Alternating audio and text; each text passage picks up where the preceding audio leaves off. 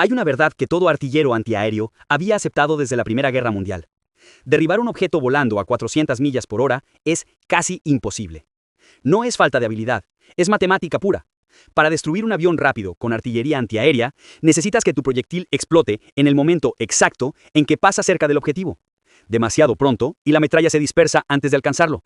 Demasiado tarde y el objetivo ya pasó. La solución convencional eran las espoletas de tiempo. Calculabas la distancia al objetivo, estimabas su velocidad, configurabas un temporizador mecánico en el proyectil. El proyectil volaba hacia arriba, el temporizador contaba los segundos y la explosión ocurría, con suerte, cerca del objetivo. Era impreciso, increíblemente impreciso. Durante la batalla de Inglaterra, las baterías antiaéreas británicas dispararon más de 20.000 proyectiles para derribar un solo bombardero alemán. 20.000 proyectiles. Un avión. Pero al menos los bombarderos eran grandes.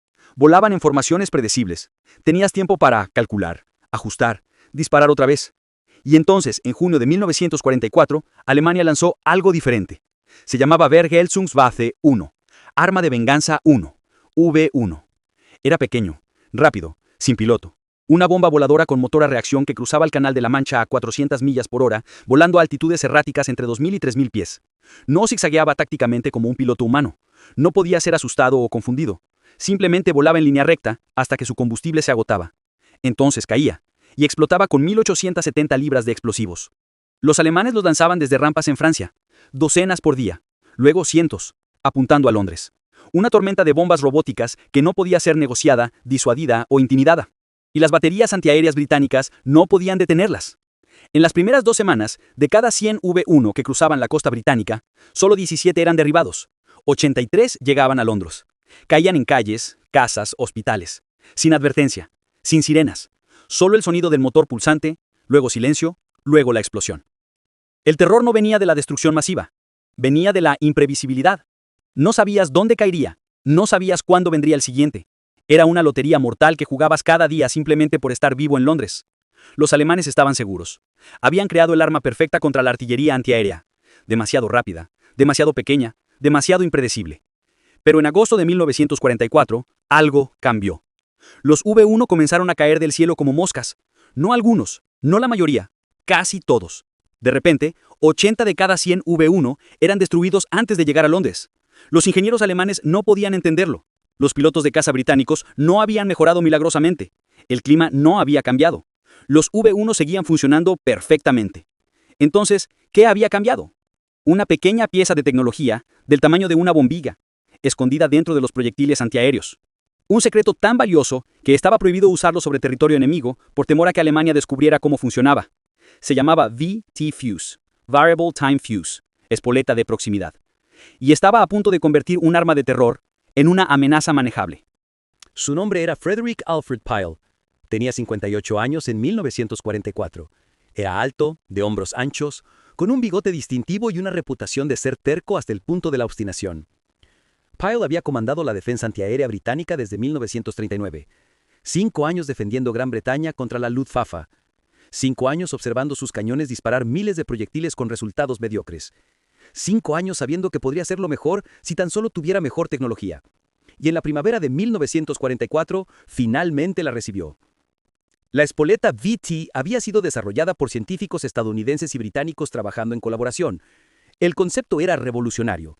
En lugar de un temporizador mecánico, el proyectil llevaba un pequeño transmisor de radio. Mientras volaba, el transmisor enviaba ondas de radio. Cuando esas ondas rebotaban en algo cercano, un objetivo, la señal de retorno cambiaba. Y cuando la señal indicaba que el objetivo estaba suficientemente cerca, típicamente dentro de 70 pies, el proyectil explotaba automáticamente. No necesitabas calcular la distancia exacta. No necesitabas estimar el tiempo de vuelo. El proyectil se detonaba a sí mismo cuando detectaba que estaba cerca de algo. Era genio puro, pero también era increíblemente secreto. Los aliados temían que si un proyectil VT sin explotar caía en manos alemanas, los ingenieros nazis podrían replicar la tecnología. Peor aún, podrían desarrollar contramedidas. Así que había reglas estrictas. Las espoletas VT solo podían usarse sobre agua o territorio controlado por los aliados, nunca sobre Alemania, nunca donde el enemigo pudiera recuperar una intacta. Pyle había recibido suministros limitados de espoletas VT en 1943. Las había probado contra aviones. Los resultados habían sido prometedores, pero no revolucionarios. Los bombarderos alemanes seguían siendo objetivos difíciles. Y entonces llegaron los B-1. El 13 de junio de 1944, exactamente una semana después del día D, el primer V-1 cruzó el Canal de la Mancha. Cayó en Swanscombe, Kent. Mató a 6 personas. Durante las siguientes 24 horas llegaron 73 más. Churchill convocó reuniones de emergencia. El público estaba aterrorizado. Después de años de bombardeos convencionales, después de sobrevivir al Blitz, ahora enfrentaban algo peor. Un enemigo sin rostro, sin piloto, imposible de razonar. Y Pyle sabía que su sistema de defensa antiaérea existente no era suficiente. En las primeras semanas probó todo. Dispersó sus baterías por todo el sureste de Inglaterra. Posicionó cazas para interceptar. Usó globos de barrera. Nada funcionaba lo suficientemente bien. El 17 de julio, 316 V-1 cruzaron la costa en un solo día. Solo 55 fueron derribados. El resto llegó a Londres. La ciudad absorbió una paliza terrible. Hospitales bombardeados, escuelas destruidas, miles de civiles muertos o heridos. Pyle calculó los números. A este ritmo, los V-1 causarían más bajas que todo el Blitz combinado. Y Alemania estaba aumentando la producción. Podían lanzar 500 por día si querían. Tal vez más. Necesitaba un cambio radical. Y tenía una idea que era tan audaz que sus propios oficiales pensaban que estaba loco. Reorganizaría toda la defensa de Londres. En 48 horas, movería todas sus baterías antiaéreas. Cientos de cañones pesados, desde posiciones que habían ocupado durante años hasta una nueva disposición completamente diferente. Y las cargaría exclusivamente con proyectiles VT. Era arriesgado. Si fallaba, dejaría a Londres vulnerable durante días. Si las espoletas VT no funcionaban contra los V-1, no tendría plan B. Pero Pyle había hecho los cálculos, había visto los datos de prueba, y creía. Y el 19 de julio de 1944, Pyle presentó su plan a Churchill y al Estado Mayor Imperial. Hubo resistencia. Algunos oficiales argumentaban que mover las baterías causaría caos. Otros cuestionaban si las espoletas VT realmente funcionarían mejor. Churchill escuchó. Miró los números de bajas, miró las proyecciones y tomó la decisión. Hágalo, dijo, simplemente. Pyle tenía 48 horas. Son las 6 horas del 20 de julio de 1944. En docenas de bases antiaéreas por todo el sureste de Inglaterra, los oficiales abren órdenes selladas. Leen. Quedan atónitos. Desmontar todas las baterías, moverse a nuevas posiciones, completar antes del amanecer del 22 de julio. Es una operación logística masiva. Más de 400 cañones antiaéreos pesados deben ser desmontados, transportados y reinstalados. Cada cañón pesa toneladas. Requiere camiones especiales, grúas, equipos de 50 hombres. Y tienen 2 días. El plan de Pyle es radical. En lugar de dispersar las baterías por todo el interior, las concentrará en una línea estrecha a lo largo de la costa. Una barrera sólida de fuego antiaéreo que los B-1 deben cruzar inmediatamente después de llegar a Inglaterra. ¿Por qué la costa? 3 razones. Primera, si un proyectil VT sin explotar caerá en el Canal de la Mancha, donde los alemanes no pueden recuperarlo. El secreto permanece seguro. Segunda, los B-1 vuelan bajo sobre el agua, predeciblemente antes de subir hacia Londres. Son objetivos más fáciles allí. Tercera, si derribas un B-1 sobre la costa, cae en campos o agua, no en vecindarios de Londres. Pero hay un problema enorme. Mover las baterías significa que durante 2 días, Londres no tendrá prácticamente ninguna defensa antiaérea. Si los alemanes lanzan un ataque masivo durante esas 48 horas, la ciudad está desprotegida. Pyle acepta el riesgo. Emite las órdenes. Las tropas comienzan a moverse. Es un caos controlado. Convoyes de camiones militares llenan las carreteras del sur de Inglaterra. Grúas levantan cañones de emplazamientos donde han estado desde 1940. Equipos trabajan sin parar, día y noche. Los civiles los observan, confundidos y aterrorizados. ¿Por qué están desmontando las defensas? ¿Acaso Gran Bretaña se está rindiendo? Pero las tropas continúan. Transportan, reinstalan, calibran, prueban. Y los B-1 siguen llegando. 89 el día 20, 106 el día 21. Cada uno cruza hacia Londres con oposición mínima. Cada explosión en la ciudad es un recordatorio de lo que está en juego. A las 23 horas del 21 de julio, Pyle inspecciona el progreso. El 80% de las baterías están en posición. El 20% restante están trabajando contrarreloj. A las 5 horas del 22 de julio, la última batería reporta lista. La nueva línea de defensa está completa. 412 cañones antiaéreos pesados formando una barrera continua de 30 millas a lo largo de la costa de Kent y Sussex. Cada posición armada con proyectiles VT. Cada tripulación instruida en los nuevos procedimientos. Pyle no duerme. Está en el centro de comando en Stanmore, observando las pantallas de radar, esperando. A las 9:47 horas, el radar costero detecta el primer B-1 del día. Contacto entrante, sector 7, reporta el operador. Las baterías en ese sector rastrean el objetivo. Los artilleros observan sus instrumentos. El B-1 cruza la costa a 400 millas por hora, altitud 2.500 pies. El comandante de batería calcula rápidamente.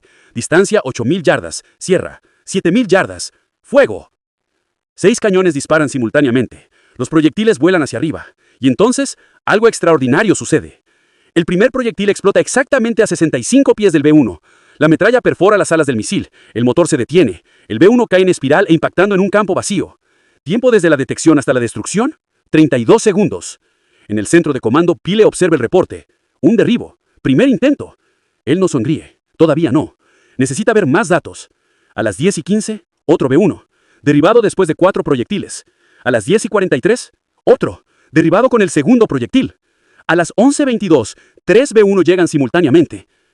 Las baterías se dividen el fuego. Los 3 caen en menos de un minuto. Los números comienzan a acumularse. Al mediodía, 17 B-1 han cruzado la costa. 14 han sido derribados. Una tasa de éxito del 82%. Es un cambio impresionante. Hace una semana, la tasa era del 17%. Ahora es del 82%. Pero Pyle necesita confirmar que no es suerte.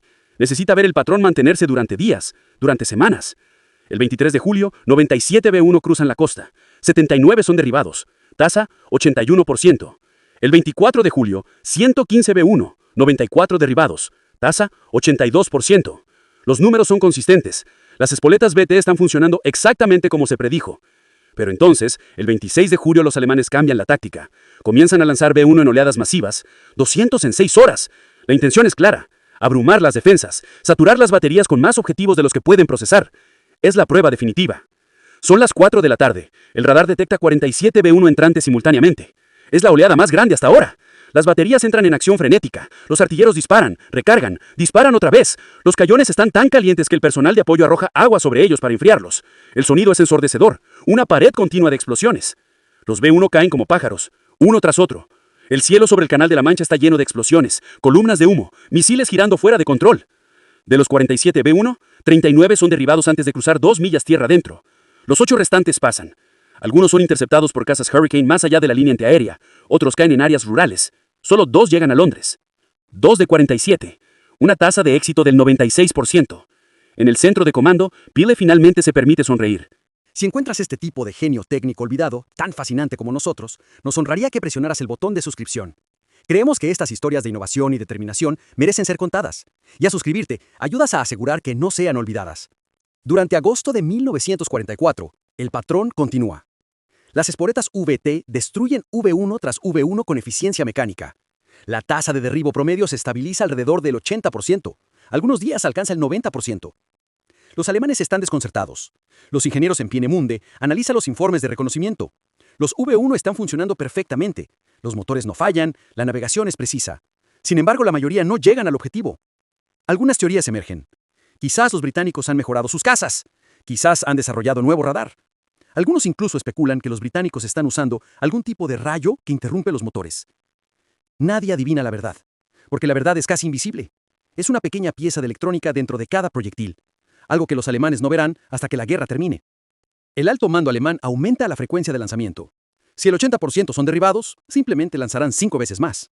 En agosto, lanzan más de 6.000 V1 hacia Gran Bretaña. Pero las matemáticas ahora favorecen a los defensores. Antes de las espoletas VT, 6.000 V1 significaban aproximadamente 5.000 impactos en Londres. Ahora significan aproximadamente 1.200. Todavía es terrible. 1.200 bombas son 1.200 explosiones. 1.200 oportunidades de morir. Pero es manejable. Es sobrevivible. No es el apocalipsis que los alemanes esperaban infligir. Y cada día, las tripulaciones antiaéreas mejoran. Aprenden los patrones. Perfeccionan el tiempo. Coordinan fuego entre baterías. El 28 de agosto, logran algo extraordinario. Durante un periodo de 24 horas, derriban 97 V1 de 104 lanzados. Una tasa de éxito del 93%. Es el punto máximo. La prueba definitiva de que la combinación de las espoletas VT y la reorganización de Pyle ha funcionado. Los V1 continúan hasta marzo de 1945, cuando los aliados finalmente capturan todas las rampas de lanzamiento en Francia. En total, Alemania lanzó aproximadamente 10.000 V1 hacia Gran Bretaña. Antes de las espoletas VT, la tasa de derribo habría sido aproximadamente 20%. 8.000 habrían llegado a Londres. Con las espoletas VT, la tasa de derribo fue aproximadamente 80%. Solo 2.000 llegaron a Londres. 6.000 bombas no explotaron en Londres. 6.000 edificios no destruidos. Miles de vidas salvadas. Todo por una pequeña pieza de tecnología que los alemanes nunca entendieron. Acto 4. El efecto onda. Lo que los alemanes no sabían era que las espoletas VT representaban algo mucho más grande que una simple mejora en artillería antiaérea. Representaban el futuro de la guerra. Antes de las espoletas VT, la artillería antiaérea era fundamentalmente reactiva e imprecisa. Veías un avión, calculabas dónde estaría en el futuro, disparabas proyectiles hacia ese punto y esperabas. La habilidad humana y las matemáticas rápidas eran tus únicas herramientas. Las espoletas VT introdujeron algo nuevo: inteligencia en la munición misma. El proyectil podía sentir su entorno, podía tomar una decisión autónoma sobre cuándo detonar. Era el primer paso hacia armas inteligentes.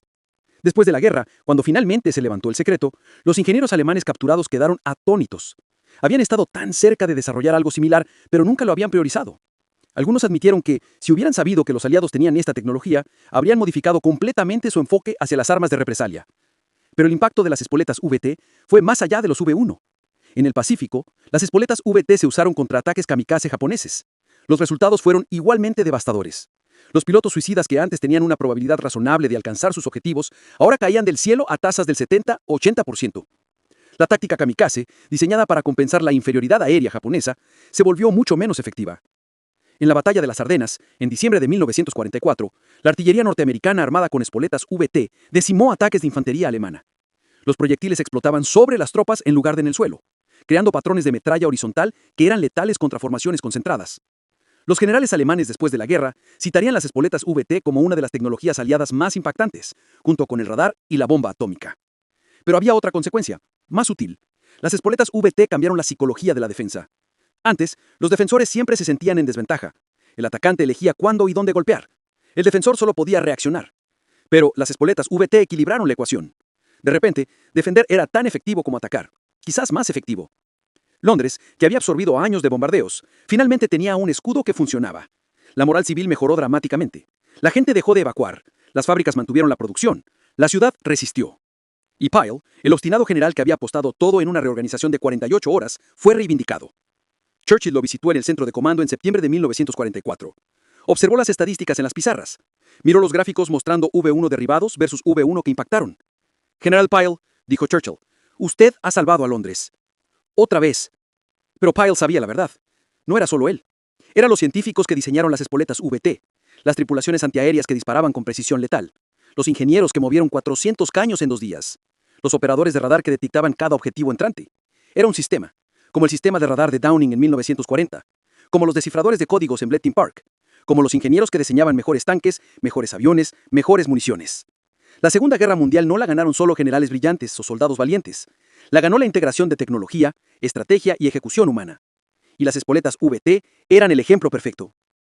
Frederick Alfred Pyle tenía 59 años cuando la amenaza V1 finalmente terminó en marzo de 1945.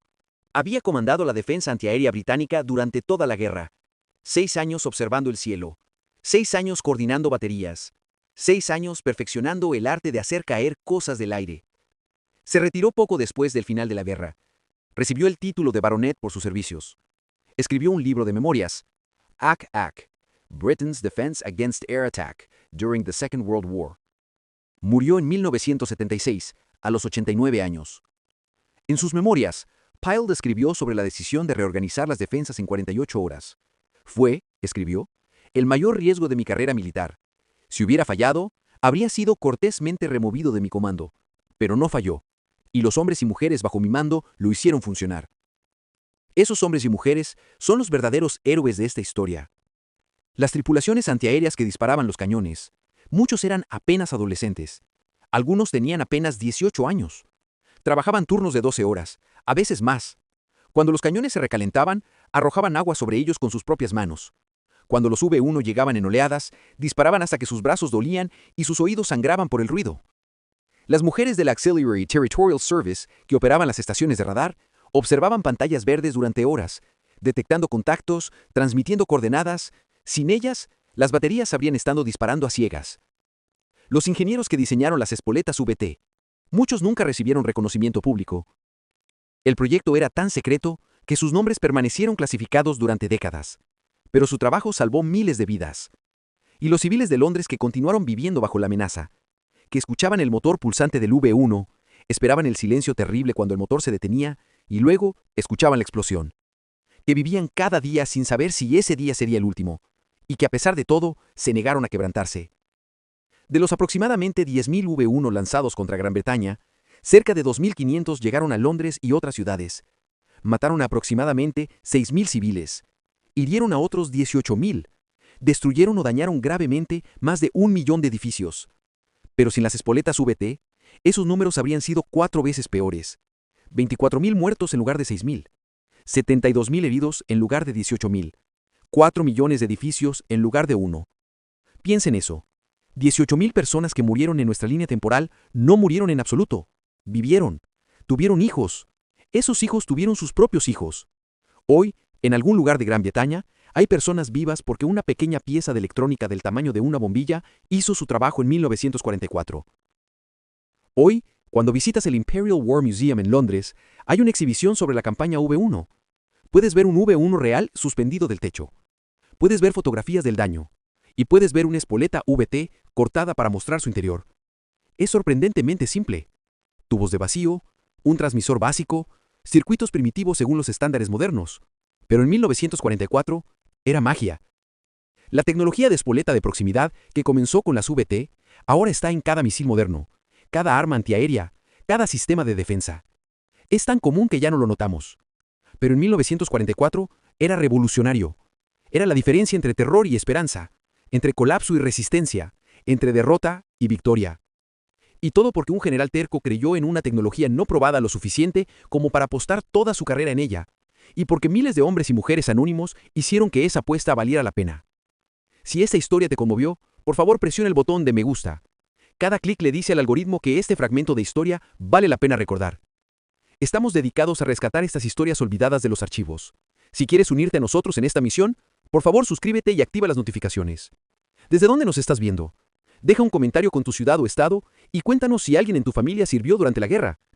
Gracias por asegurar que el general Frederick Pyle y los miles de hombres y mujeres de la defensa antiaérea británica no desaparezcan en el silencio. Merecen ser recordados.